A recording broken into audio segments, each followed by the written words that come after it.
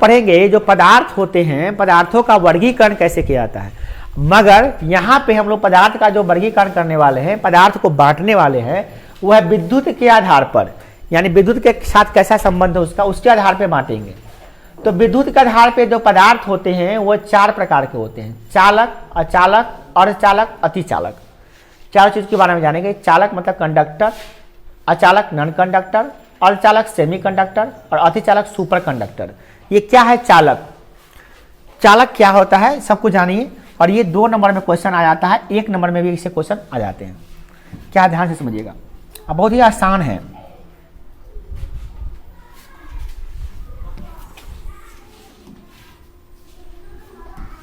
देखिए चालक किसे कहते हैं?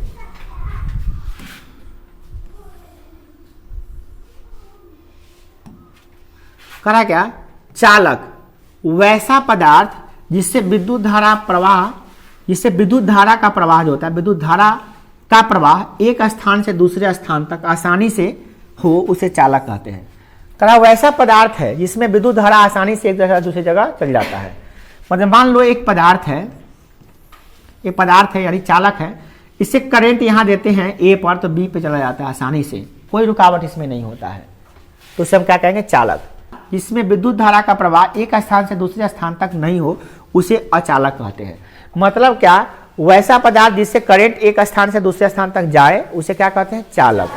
और वैसा पदार्थ जिससे करंट एक जगह से दूसरी जगह दूसरे स्थान तक न जाए, उसे क्या कहते हैं? अचालक। अचालक में क्या क्या हो जाएगा? जैसे लकड़ी हो गया, और सूखी हुई लकड़ी में करंट दीजिएगा यहाँ पे तो वहां पे नहीं जाएगा। अगर हरी लकड़ी होगा तो जाएगा ही जाएगा, पर सूखी लकड़ी में नहीं जाएगा। मान लीजिए डेस्क है आपका, सूखा हुआ लकड़ी का बना हुआ नहीं होगा। और मिट्टी का जो है, मिट्टी नहीं है सुचालक। पत्थर जो है, पत्थर का टुकड़ा, वो सुचालक नहीं है। आपका ईंट अगर गीला नहीं है, सूखा हुआ ईंट है, तो इसमें सुचालक नहीं है ना। करंट अगर दीवार में उधर रहेगा तो इधर नहीं आएगा, समझ रहे ना? गीला है तो आएगा। इस प्रकार से देखिए क्या, कुछ चालक हो गए या अचालक हो गए। नेक्स्ट क्या है? अर्धचालक। वैसा पदार्थ जिसमें चालक और अचालक दोनों का गुण थोड़ा थोड़ा हो, मतलब वो थोड़ा थोड़ा चालक जैसा गुण करता हो, रखता हो, और थोड़ा थोड़ा अचालक जैसा गुण रखता हो, उसे क्या कहते हैं? अर्धचालक। इसमें क्या होता है? जैसे सिलिकॉन हो गया, जर्मेनियम हो गया, आर्सेनिक हो गया, ये ना तो चालक है पूर्ण बढ़िया से, ना बढ़िया चालक है और ना अचालक है। थोड़ा थोड़ा करंट जाता भी है और करंट बढ़िया से जाता भी नहीं है, तो मतलब इसको क्या कहते हैं? अर्धचालक। और कुछ पदार्थ ऐसे होते हैं जिससे विद्युत धारा का प्रवाह अति निम्न ताप पर बिना किसी प्रतिरोध के हो जाता है, उसे अतिचालक कहते हैं। मतलब क्या? उससे करंट बहुत ही तेज धारा में तेजी से गुजरेगा, मतलब अतिचालक है, मतलब वो ज्यादा चालक है।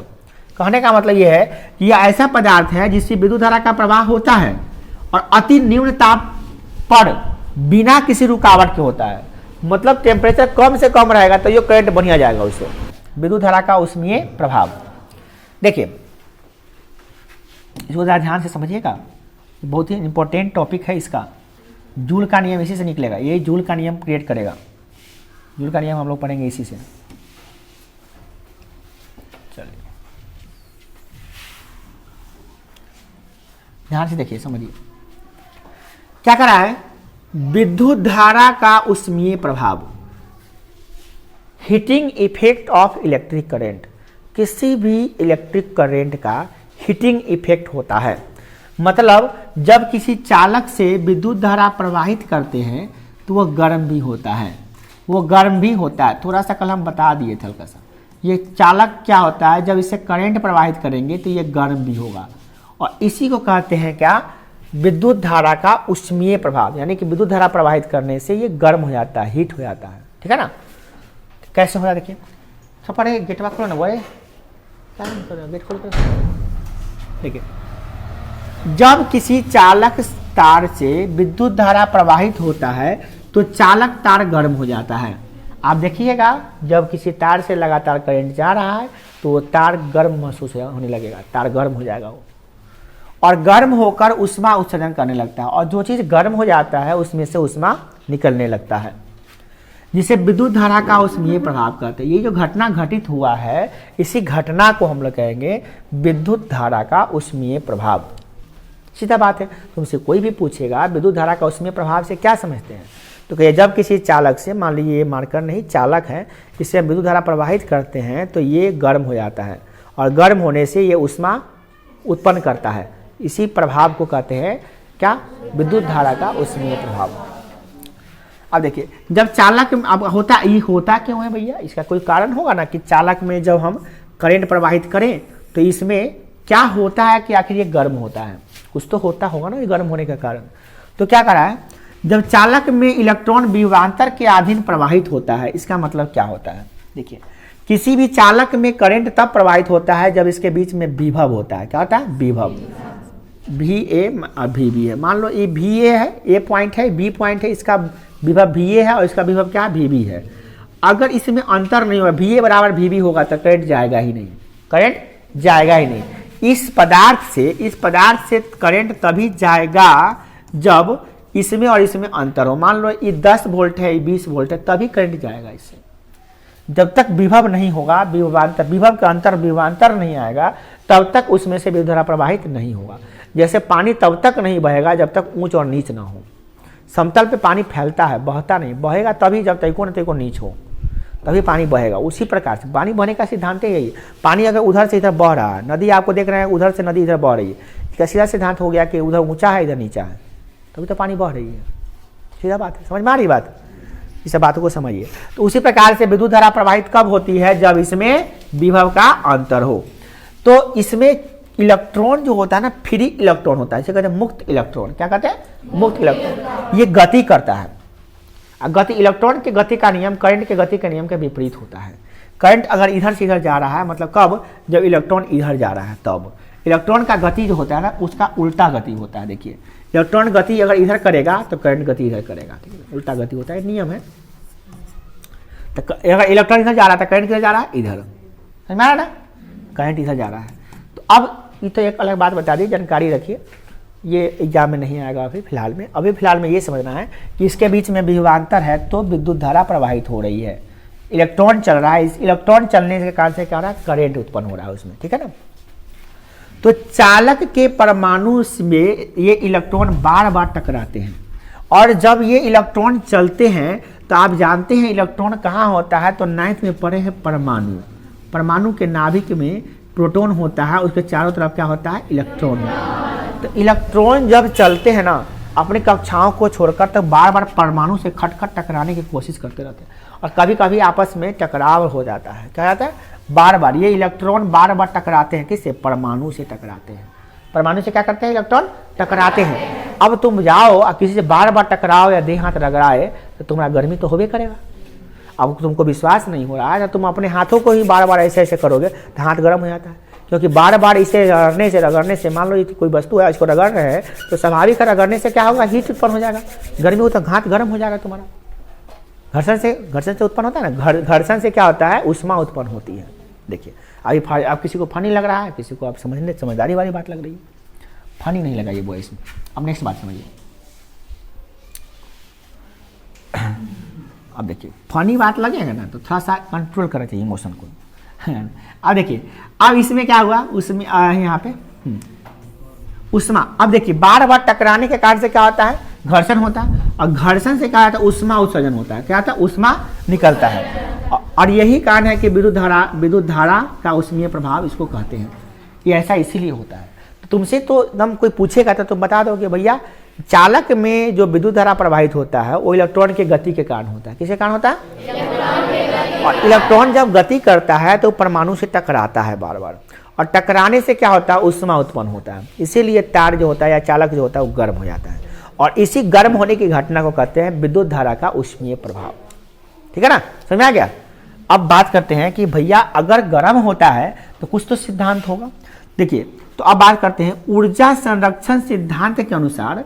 ऊर्जा संरक्षण सिद्धांत क्या कहते हैं, सिद्धांत है जिसका नाम है ऊर्जा संरक्षण सिद्धांत। ध्यान से समझिएगा क्या है ऊर्जा संरक्षण सिद्धांत, बहुत इंपॉर्टेंट है।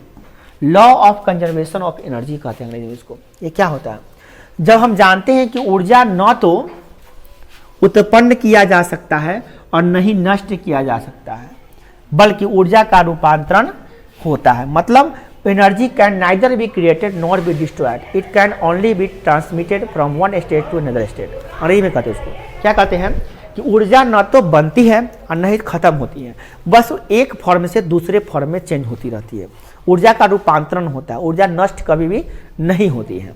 तो ऊर्जा नष्ट नहीं होती है तो भैया इस सिद्धांत के हिसाब से ये ऊर्जा जो मतलब क्या है कि विद्युत धारा जो हम प्रवाहित कर रहे हैं उससे जो ऊर्जा उत्पन्न हो रही है उसी से ऊष्मा उत्पन्न हो रही है। तो मतलब विद्युत धारा कन्वर्ट हो रहा है किसमें, ऊष्मा में। माने विद्युत धारा भी ऊर्जा है, उससे ऊर्जा है तभी ना ऊर्जा में कन्वर्ट हो रही है, क्योंकि ऊर्जा ही ऊर्जा में कन्वर्ट हो सकती है। एनर्जी में एनर्जी कन्वर्ट होता है, दूसरे फॉर्म में एनर्जी कन्वर्ट होता है, समझ रहे हैं, एक फॉर्म से दूसरे रूप में परिवर्तित हो जाता है, ऊर्जा खत्म नहीं होती है, नहीं बनती है। तो जूल का नियम बनाया गया, क्या हो गया, जूल साहब नियम दिए, सिद्धांत दिए। क्या सिद्धांत दिए उसको जरा समझिए। अब जूल का नियम पढ़ने जा रहे हैं।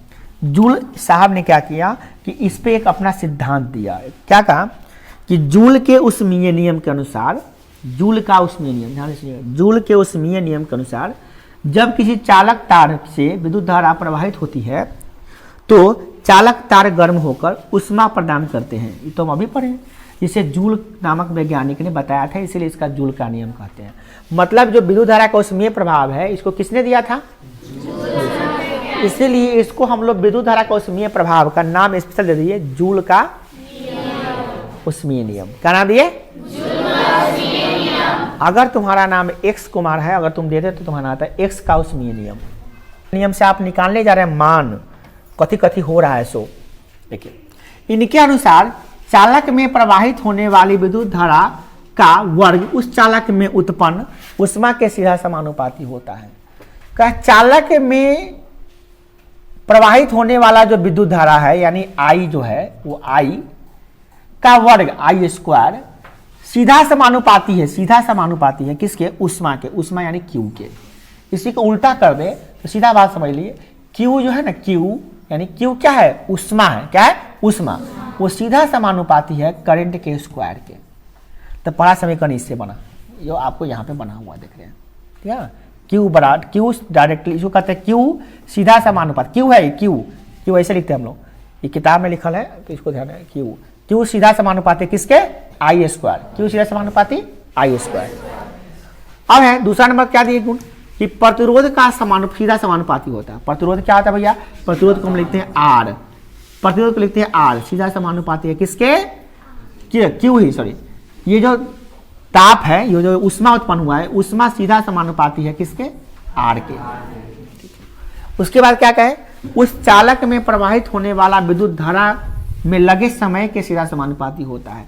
मतलब ये क्यू सीधा समानुपाती होगा कितना समय तक करंट गया है उसके, यानी टी के, टी को शॉर्ट में कहेंगे टी।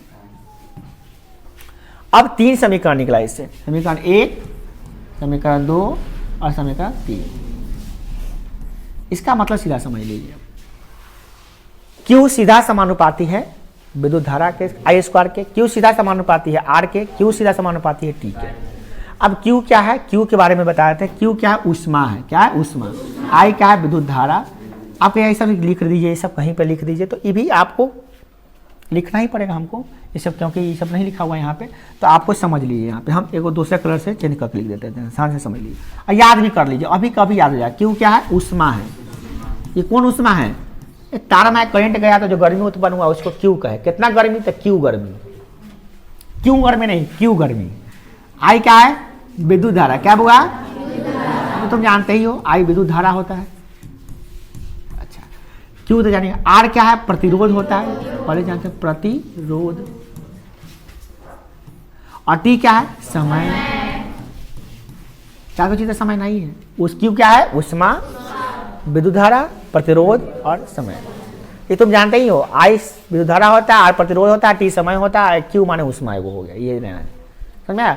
तो तीन फॉर्मूला जो बनाया तुम्हारा, ये अब तीनों फॉर्मूला को जब मिला देते हैं तो एक तीनों फॉर्मूला से बनता नया, क्यू सीधा समानुपाती होगा आई स्क्वायर आर टी, ठीक है ना, क्यू सीधा समानुपाती होगा आई स्क्वायर आर टी। और यहाँ पे आप डायरेक्टली समीकरण 1 और 2 और 3 से, ठीक है। अब फाइनली जब हमारा ये फॉर्मूला निकला तो उसमें जब समानुपाती का चिन्ह हटाते हैं तो वो कांस्टेंट लगता है, तो क्यू बराबर के, कांस्टेंट हो गया के, ये बाकी वही रह जाएगा आई स्क्वायर आर टी, तो एक फॉर्मूला नया निकल जाएगा।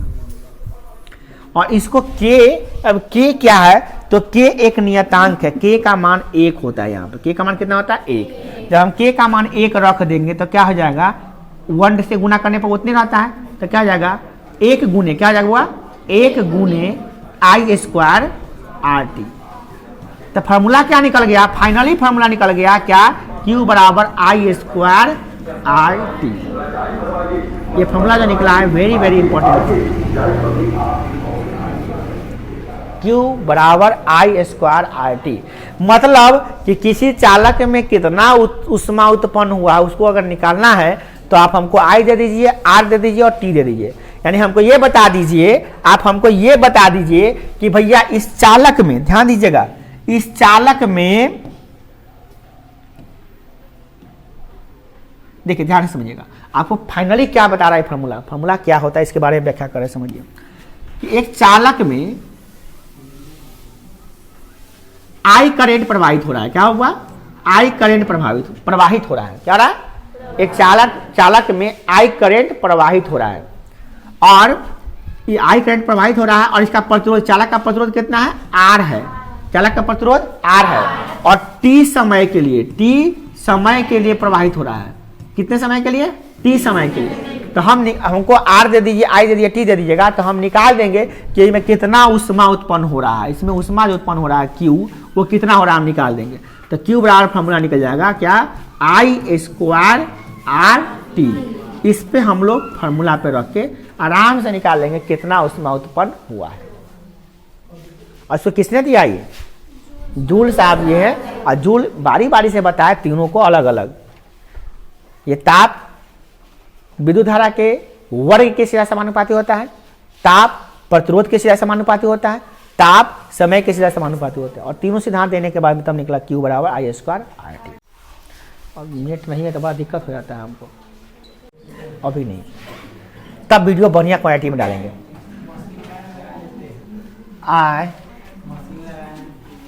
कौन मशीन लगा ले बोलिए, हाँ तो मैं महीनवा ना आएगा, पैकेज लेना ना पड़ेगा, पैसा खर्च हो जाएगा ना, क्या हो जाएगा जब आपका EMI नहीं चला, अच्छा आप किस 10 साल के बाद भेंट करेंगे आपसे, तो आप पूछेंगे बउआ ये तो कोई चप्पल काला से पूर्ण लेवा रहे थे, बढ़िया चप्पल खरीद ना ले, सर अभी पैसा नहीं, तब कहेगा जा आपका दुकानें हैं ले लेंगे, वो नहीं रहेगा दुकान में रहेगा मगर लेगा नहीं। कभी कभी ऐसा नौबत आया था बउआ रे, खाने का नौबत नहीं पसंद आता इंसान को। जब बारिश होने के बाद आप पढ़ रहे हैं, इसके लिए आदमी को बहुत मेहनत करना पड़ा है। छोड़िए हटाइए, अब देखिए ध्यान से देखिए, आप समझिए टॉपिक हम लोग क्या है, अभी हम लोग पढ़ने जा रहे हैं विद्युत बल्ब। विद्युत बल्ब क्या होता है, देखिए विद्युत बल्ब में पहले एक शीशा का एक फ्रेम बना हुआ रहता है, यहाँ पे कुछ ऐसा पदार्थ लगाया जाता है जो करंट को इधर से उधर ना करे, विद्युत का कुछ अलग पदार्थ लगाया जाता है। इसी के बीच में दो ऐसे टर्मिनल बनाए जाते हैं, टर्मिनल से ऐसा फिलामेंट निकाला जाता है, और इस फिलामेंट से ऐसा दो टर्मिनल जुड़ा रहता है, और इसमें एक धन टर्मिनल हो सकता है या ऋण टर्मिनल। अगर AC वाला बल्ब है तो इसमें धन और ऋण नहीं होता है, अगर DC वाला बल्ब है तो एक में प्लस एक में माइनस बल्ब होता है ना। अब क्या क्या आता है इसमें, इसको कहते हैं क्या, फिलामेंट। क्या कहते हैं, फिलामेंट। और फिलामेंट जो होता है याद कर लीजिएगा, विद्युत बल्ब का जो फिलामेंट होता है वो एक धातु से बनता है जिसका नाम है क्या, टंगस्टन। क्या नाम है, बहुत पूछा गया है, टंगस्टन। क्या याद कर लीजिएगा, विद्युत बल्ब का जो फिलामेंट है वो टंगस्टन से बना होता है। किससे बनाता है, इसमें ये विद्युत चालक टर्मिनल है, प्लस माइनस को टर्मिनल कहते हैं, प्लस टर्मिनल माइनस टर्मिनल है। ये चालक पदार्थ है, कोई तार है, इसमें चालक तार है, ये कांच का टुकड़ा है, और इसमें भरा जाता है गैस, उसे कहते हैं निष्क्रिय गैस। क्या भरा जाता है इसमें, निष्क्रिय गैस, निष्क्रिय इसमें भरा जाता है। निष्क्रिय गैस में क्या होता है भैया, यह किसी से अभिक्रिया नहीं करता है, किसी से अभिक्रिया नहीं करता है। अब विद्युत बल्ब का आविष्कार किसने किया था, एडिसन साहब किए थे। किसने किए थे, एडिसन साहब। बहुत प्रयास करने का बेचारा बनाया थे विद्युत बल्ब, बहुत प्रयास करने का, बहुत बड़ा सफलता मिला था उनको। चलिए अब बात करते हैं कि जो विद्युत बल्ब है वो कैसे कार्य करती है, क्या सिद्धांत इसके अंदर। देखिए लास्ट है इसका, देखिए क्या कह रहा है, देखिए सिद्धांत को समझिए इसको।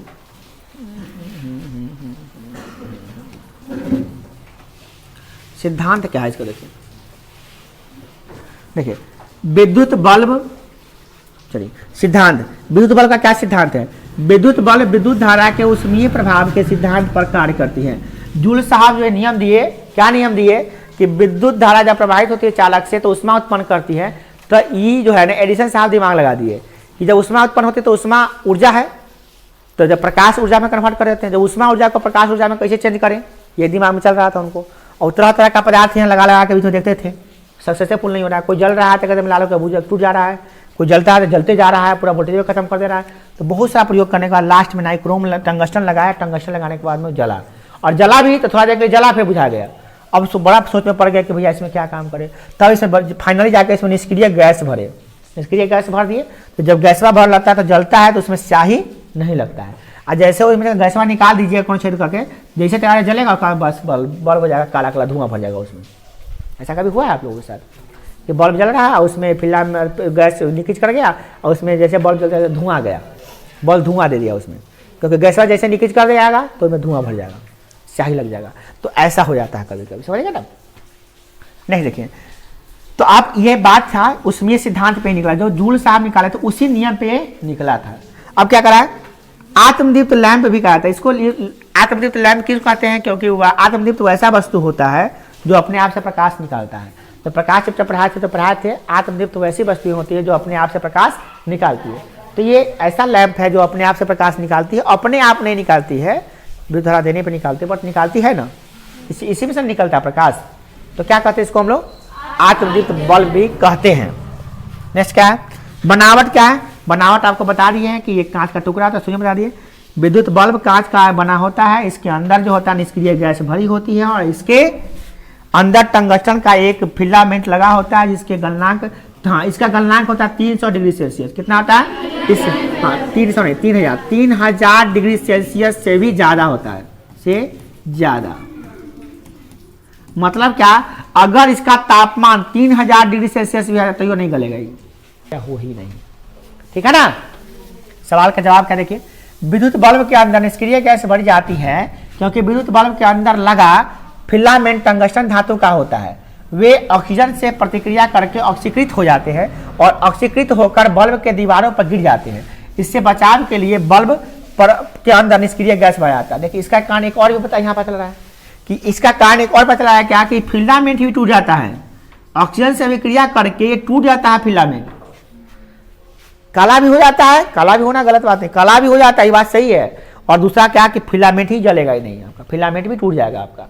क्यों? क्योंकि ऑक्सीजन से अभिक्रिया करने के बाद ये कमजोर हो जाएगा और टूट जाएगा, वो ऑक्सीकृत हो जाएगा, वो ऑक्सीकृत होने के बाद ये कमजोर हो जाएगा और ये फिलामेंट ही टूट के गिर जाएगा। तो ऐसी स्थिति में क्या करेंगे, फिर बल्ब जल नहीं पाएगा। इसीलिए निष्क्रिय गैस भर दीजिए। दो बातें होगी, एक तो फिलामेंट टूटेगा नहीं क्योंकि ऑक्सीजन से अभिक्रिया नहीं करेगा, और दूसरा काला काला धब्बा लगेगा नहीं क्योंकि कार्बन से अभिक्रिया नहीं करेगा, तो बल्ब आपका जलता रहेगा। दो रीजन है इसमें, एक रीजन लिखा हुआ है, एक रीजन हम आपको बताएं, दोनों रीजन